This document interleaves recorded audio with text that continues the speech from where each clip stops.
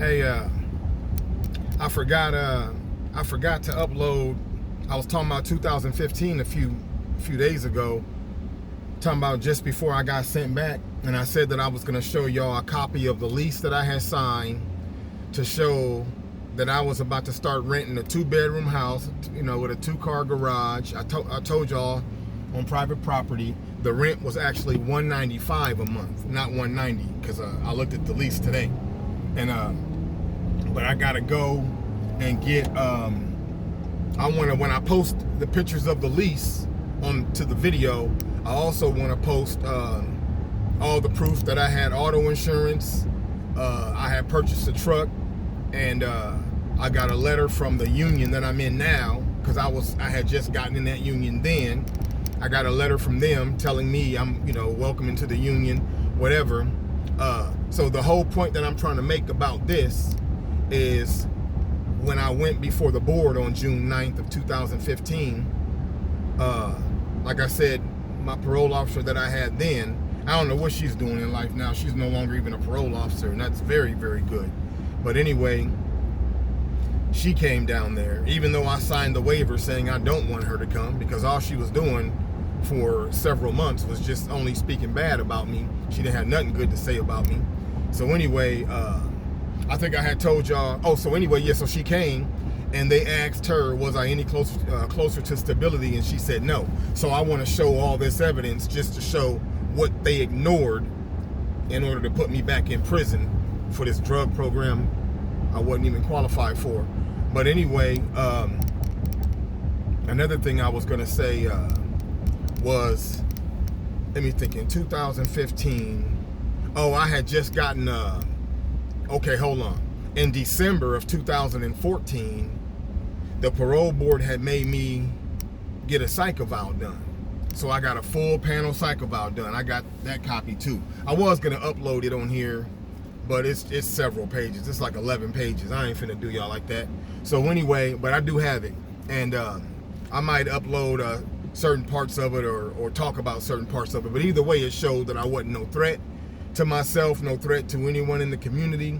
That was just in December of 2014, and then 6 months later, June 2015, they placed me back in prison.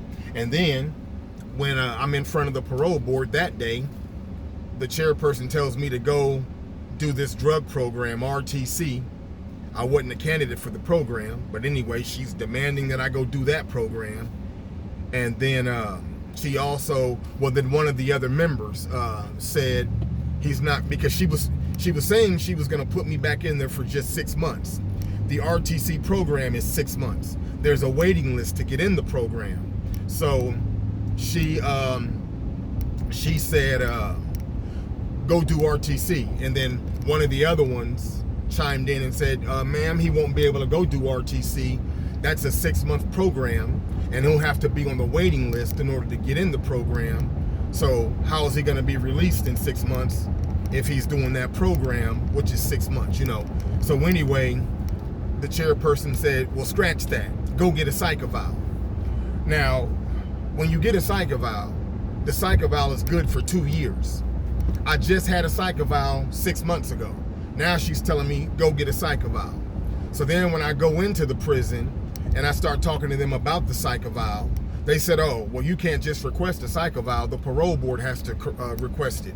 I said, well, she told me to come, do a psych eval. They said, oh, well, we got to wait for them to write us that letter requesting it. She didn't request no psych eval until, what was it? Some point in 2016. I got that one too. But she requested another psych eval at some point in 2016.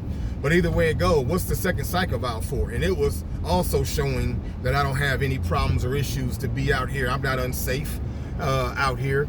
Anyway, though, so I got these documents and whatever, and I just want to upload some of that stuff just because I just feel like, shoot, how you gonna know if there's any authenticity to what I'm saying if I don't have the evidence to prove it, because everybody says that they shouldn't be in prison. Everybody says that they shouldn't get sent back to prison and whatever. And trust me, I know I did things to give them leverage to even ask me to go and do the drug program SAS. I gave them leverage. Why? Because I came with the dirty UA for the for the marijuana in February of 2015.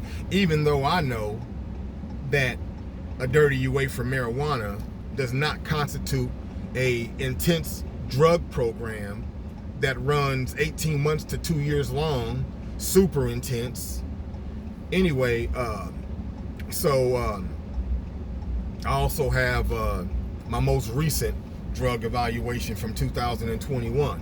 I'm still not a candidate for that other program, But anyway, but like I told y'all too, another thing that happened that made them recommend the program was that ankle bracelet false reading in February. That was February 22nd of 2015. They talking about I had something in there for 12 hours. So anyway, I'll upload some of these documents. I just got off work and I'm about to get to my apartment, and I got to deal with my dog real quick because he's been in here in this kennel all day while I've been working. So I'm gonna get him out, and then I gotta go in here and get my insurance papers from 2015 anyway, so that I can have that to upload later. And anybody that's been watching these videos, I hope if you have any relatives that are on parole or in prison, or even out here, even if they ain't on parole, probation, ain't never been to prison, but they just out here and they kind of down on their luck, shoot, have them watch some of these videos, like select some for them to watch pertaining to whatever it is that you think may benefit them, because I just want them to know you can go out and get a job. You have to not want to work in order to not be able to get a job. That's straight up. You have to not want to work. And like I said, look at me. I got 5 felonies. I'm on parole. I'm on lifetime parole for 2nd-degree murder. I just left the Facebook project. I told y'all all this before. So, getting a job is no problem. And I think anybody in that situation, their biggest obstacle to overcome is themselves. Right up here, themselves. I had talked a few videos ago about we have to change the thought processes. So like, if we can look at it kind of like this, like if you could say, let's just say a garage, and let's say the garage represents your environment, like the major part of your neighborhood that you live in. So let's just say that's that, and then say that. So that's okay. Yeah. So the garage represents the entire neighborhood. You know what I'm saying? The toolbox represents if you're in a hood, if you are a gang member or whatever, the toolbox represents that, and then all the tools inside of the toolbox represent your thoughts. So your thought processes and the way you make decisions. So the tools got to go. The tools are the thoughts. The tools got to go, because like I said, whatever thought processes got us in prison, we have to get rid of those thought processes. So those tools are your thoughts. The toolbox that they're in is your hood ties. Even if you ain't a gang member, just your overall hood ties. You're all contained. Everybody does everything in that small square. They do everything in their hood, and then everything you always hear them say, oh, F that, N-word or whatever, F him, or he ain't from my hood. They always want to be on that you ain't from my hood type of talk, like there's something special about any one hood. Anyway, so the tools got to go, the toolbox got to go, and you got to get out of that whole garage. You got to get out of that whole neighborhood. You know what I'm saying? You got to get away. In order to be able to make these changes, you got to get away. You can't just keep waking up and coming outside, and the same dudes that's been on the block with you for years out here just waiting to shoot and be shot, waiting to do all this other activity that does nothing but get you in trouble.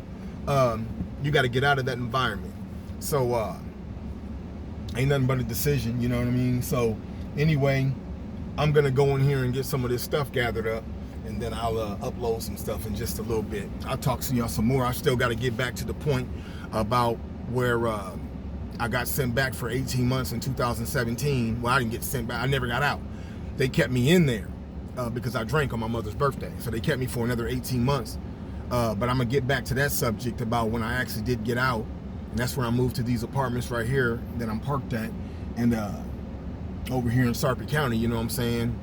But anyway, yeah, I'll jump back on that subject when I get back on there, but I'm gonna get this these other documents so I could upload them. I'll be back.